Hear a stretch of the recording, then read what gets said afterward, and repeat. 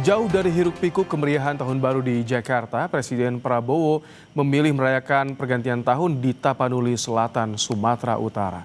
Apakah ini merupakan respons Presiden Prabowo atas kritik penanganan bencana ekologi di Sumatera? Berikut ulasan Istana. Sebulan lebih bencana ekologis di Pulau Sumatera menyisakan nestapa. Pemerintah tetap konsisten penanganannya memaksimalkan potensi dari dalam negeri. Tak hanya datang dari negara, bantuan bagi para penyintas bencana juga datang sesama warga yang ikut peduli atas kondisi pasca bencana. Di tengah kritik yang masih mengemuka atas penanganan bencana, Presiden Prabowo Subianto merespons dengan menghabiskan malam pergantian tahun di luar istana.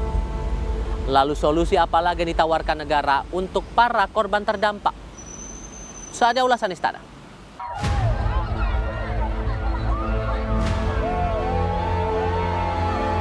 Percayalah bahwa pemerintahmu, bahwa pemimpin-pemimpinmu, bahwa presidenmu tidak akan pernah meninggalkan saudara-saudara sekalian. Kita akan bersamamu.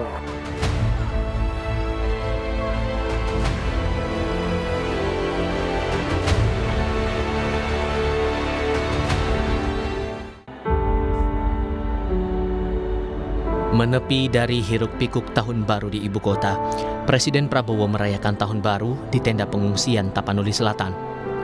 Presiden Prabowo memilih tenda pengungsian warga di Tapanuli Selatan untuk berkhidmat bersama warga saat pergantian tahun. Tanah airku tidak kulupakan, kan terkenang selama hidupku, biarpun saya pergi jauh. Menurut Prabowo, merayakan tahun baru bersama warga terdampak bencana lebih bermakna. Presiden menyebut membangun hunian tetap dan mulai membangun infrastruktur seperti jembatan adalah kunci pemulihan usai bencana. Saya memutuskan di pergantian tahun ini saya harus bersama rakyat kita yang dalam kesulitan, saudara-saudara sekalian. Kita sudah bertekad untuk segera membangun rumah-rumah untuk mengganti rumah-rumah saudara yang hilang, yang rusak kita bantu. Ya, saya melihat, saya cukup optimis kecepatan kita memulihkan keadaan. Tidak hanya bertahun baru di tenda pengungsian, Presiden Prabowo mengawali tahun baru 2026 dengan berkunjung ke Aceh Tamiang. Di sini Presiden Prabowo menemui warga, mendengar keluhan sekaligus memantau pemulihan. Ini keempat kalinya Presiden Prabowo berkunjung ke Sumatera usai bencana ekologi merenggut lebih 1.000 nyawa warga. Sekretaris Kabinet Teddy Indrawijaya memaparkan peran 53 helikopter yang diturunkan TNI, Polri, dan Basarnas dalam penanganan bencana di Sumatera. Jadi ada 53 helikopter gabungan TNI, Polri, Basarnas, BNPB, kemudian ada swasta, Pertamina, dan lain sebagainya. Ini semuanya sejak awal ada di 3 provinsi tersebut. Kemana mereka? Mereka menerbangkan logistik ke daerah yang tidak terjangkau melalui darat. Banjir bandang itu kembali datang, menerjang kawasan Tanjung Raya, Kabupaten Agam, Sumatera Barat, 25 Desember 2025. Material lumpur, kayu, dan batu-batu besar terbawa arus sungai Batangaya Pisang dan menerjang permukiman warga. Banjir bandang susulan jadi tantangan berat kala Kabupaten Agam sedang berupaya keluar dari masa tanggap darurat. Targetnya, masa tanggap darurat Agam berakhir pada 5 Januari 2026. Tingginya intensitas hujan sehingga menyebabkan banjir bandang susulan pada pukul 14:11. Alhamdulillah untuk korban jiwa ini Terakhir tadi kami mengevakuasi korban dari mobil yang terjebak dalam keadaan selamat. Belum kering luka warga akibat bencana ekologi di Sumatera. Namun hidup harus terus berlanjut. Upaya pemulihan kini juga terus dilakukan.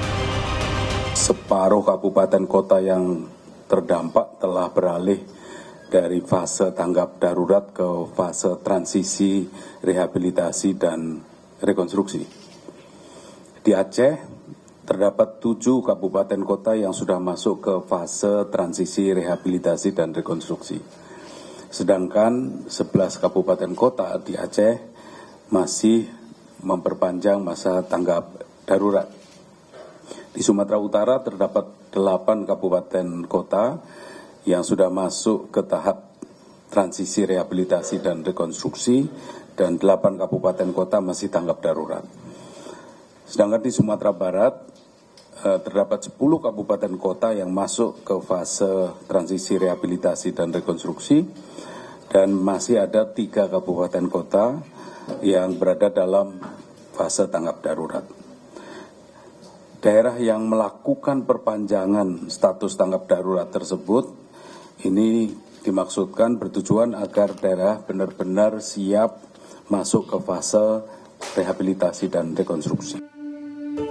Sebulan sudah, ratusan ribu orang mengungsi karena kehilangan rumah. Kini tak ada lagi atap, melainkan tenda pengungsian, tempat korban bencana berlindung dari panas dan hujan. Di pengungsian Dusun Bolamas Aceh Utara ini, warga mendirikan tenda terpal secara mandiri sambil menanti kepastian kapan mereka bisa kembali memiliki tempat tinggal.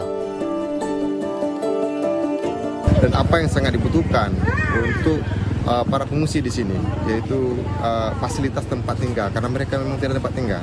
Dan juga hari ini, kondisi di lapangan ini, MCK tidak ada.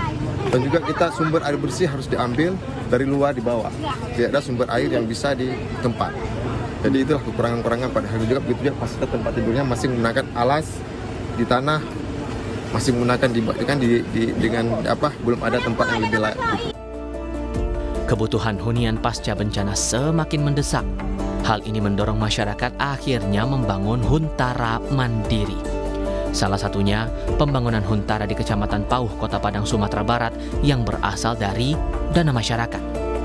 Huntara yang kita bangun secara mandiri, ya insya Allah di lokasi ini akan dibangun sekitar 100 unit huntara untuk 100 kakak. Ini lahan milik masyarakat, ya kita lakukan pinjam pakai ke pemilik lahan untuk selama menjelang runtapnya tersedia oleh pemerintah. Kita prioritaskan rumah-rumah yang hanyut, kemudian yang rusak. Satu hal penting dalam transisi darurat ke pemulihan adalah akurasi data korban terdampak bencana. Pemerintah harus memastikan setiap korban bencana tersentuh program pemulihan secara merata.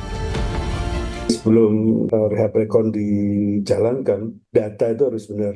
Jangan sampai ada muncul gap dari pemulihan. Di satu sisi ketersediaan data belum cukupi, tapi dalam tanda petik keburu-buru harus melakukan pemulihan.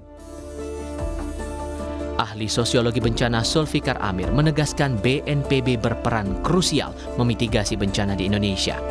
Namun kebijakan pemerintah seperti efisiensi anggaran membatasi langkah BNPB. BNPB dan badan-badan yang terkait itu sudah harus membangun sistem peringatan dini ini secara jauh lebih masif gitu. Cuma sampai sekarang walaupun BNPB sudah sudah berdiri hampir 20 tahun, tetapi ada kondisi-kondisi sosial, kondisi-kondisi struktural yang menghambat pembangunan sistem peringatan dini yang lebih efektif. Bagaimanapun, gerak cepat pemerintah diperlukan untuk memastikan negara hadir bagi korban bencana. Tidak hanya menjadi penyemangat bagi para penyintas, tetapi juga menjadi simbol bahwa para penyintas tidak dibiarkan terpuruk sendiri.